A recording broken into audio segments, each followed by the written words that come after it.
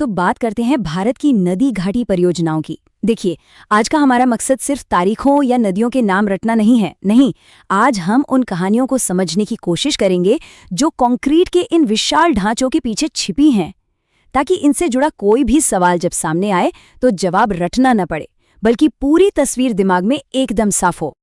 तो हमारी आज की यात्रा 6 हिस्सों में बटी है।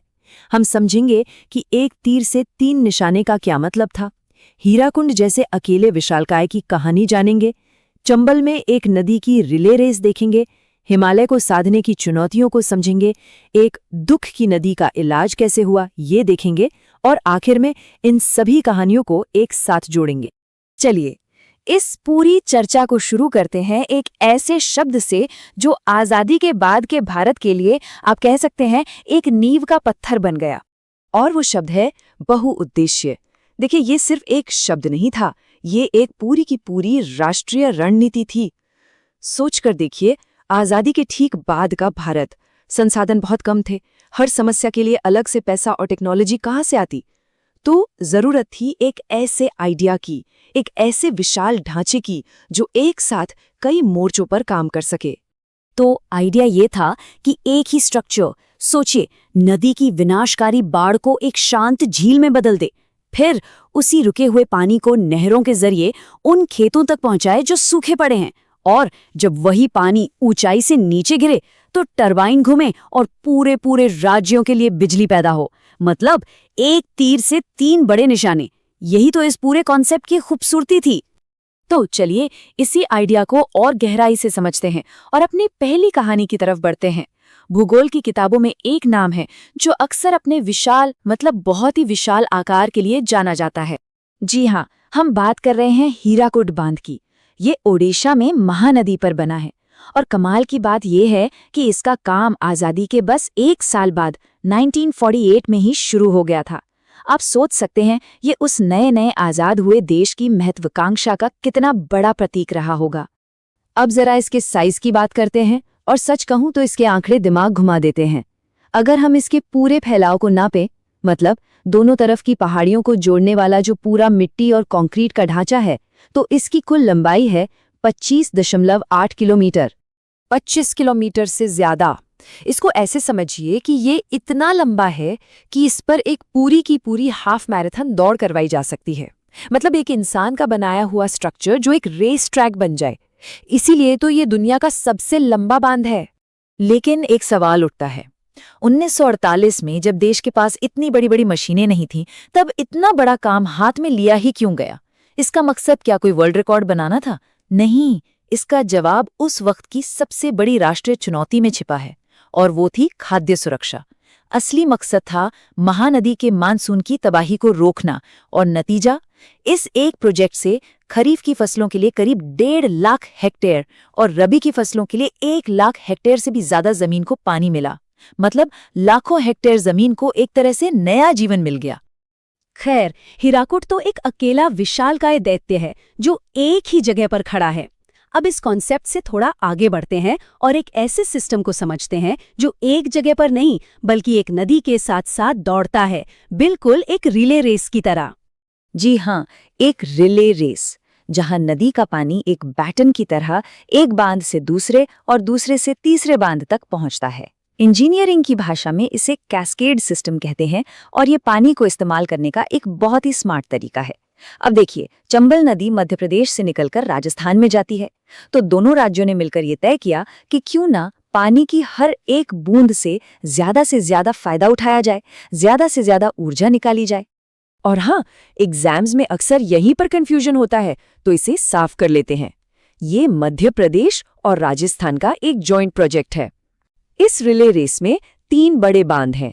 पहला गांधी सागर, जो मध्य प्रदेश में है, और उसके बाद राणा प्रताप सागर और जवाहर सागर, ये दोनों राजस्थान में हैं। ये जो मैच द फॉलोइंग वाला सवाल आता है ना, उसके लिए ये एकदम क्लियर होना चाहिए।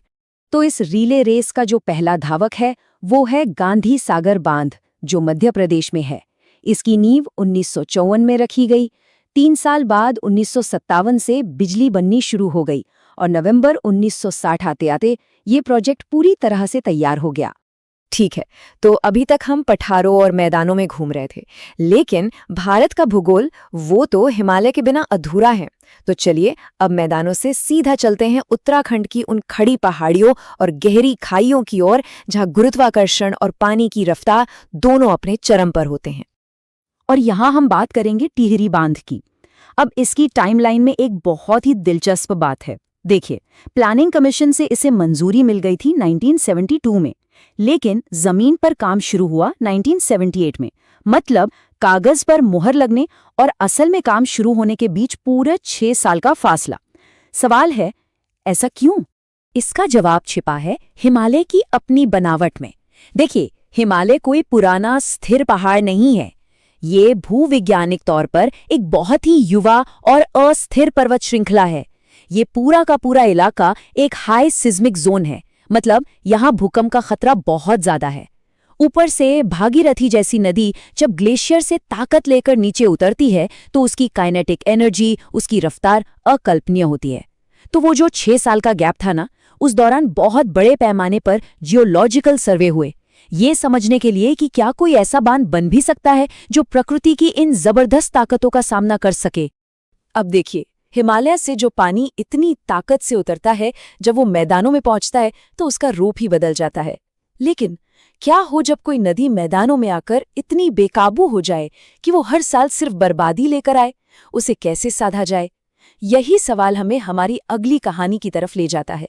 एक ऐसी नदी की कहानी जिसे उसके विनाशकारी स्वभाव की वजह से बंगाल का शोक या सॉरो ऑफ बंगाल कहा जाता था। हम बात कर रहे हैं दामोदर नदी की। एक जमाना था जब ये नदी मानसून में ऐसी उफनती थी कि इसके किनारे टूट जाते थे और पूरे बंगाल में तबाही मच जाती थी। लेकिन फिर आजाद भारत ने एक ऐसी जियोग्राफिकल सर्जरी की जिसने इस नदी की पूरी कहानी ही बदल कर रख दी। और जानते हैं सबसे दिलचस्प बात क्या है? इस सर्जरी का आइडिया, इसकी प्रेरणा सीधे अमेरिका से आई थी।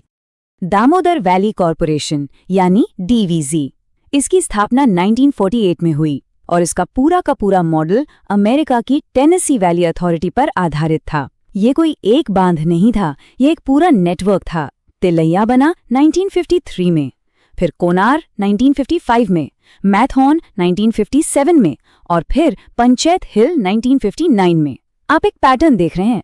लगभग हर 2 साल में एक नया बांध इस सिस्टम में जुड़ता गया।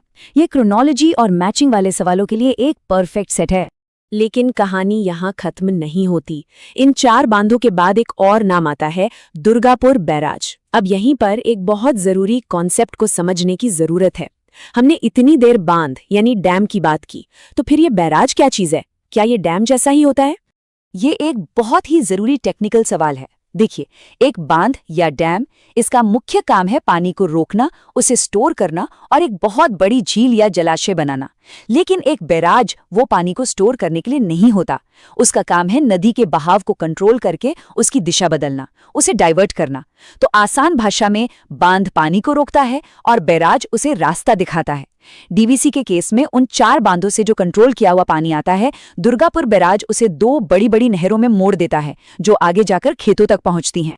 तो आज इस विश्लेषण में हमने जो सफर तय किया वो काफी लंबा और दिलचस्प रहा है। और ये पूरी चर्चा हमें एक बात सोचने पर मजबूर करती है कि ये प्रोजेक्ट्स सिर्फ कंक्रीट और स्टील के ढांचे नहीं है, ये अपने आप में भविष्य बनाने की कहानियां हैं। तो आज हमने जो सीखा उसका निचोड़ ये है कि हर प्रोजेक्ट की अपनी एक अलग पहचान है, अपना एक व्यक्तित्व है। हीराकुंड वो अपने विशाल आकार के लिए जाना जाता है, जिसे खाद्य सुरक्षा के लिए बनाया गया। चंबल, उसने हमें सिखाया कि कैसे सहयोग से एक पूरा सिस्टम खड़ा किया जा सकता है। टिहरी, वो प्रकृति की जबरदस्त ताकत और इंजीनियरिंग की लड़ाई की कहानी है। और डीवीसी, उसने एक अमेरिकी मॉडल से सीखकर एक शोक की नदी को वरदान में बदल दिया। इन सभी कहानियों में एक बात कॉमन है, ये समझना कि कोई भी बांध बस यूं ही नहीं बना है, उसके पीछे एक मकसद है, एक कहानी है। इन प्रोजेक्ट्स ने भारत के भूगोल और उसकी तकदीर दोनों को एक नया आकार दिया। अब बड़ा सवाल ये है कि भविष्य में कौन से नए इंजीनियरिंग चमत्कार होंगे जो भारत के भविष्य को फिर से परिभाषित करेंगे।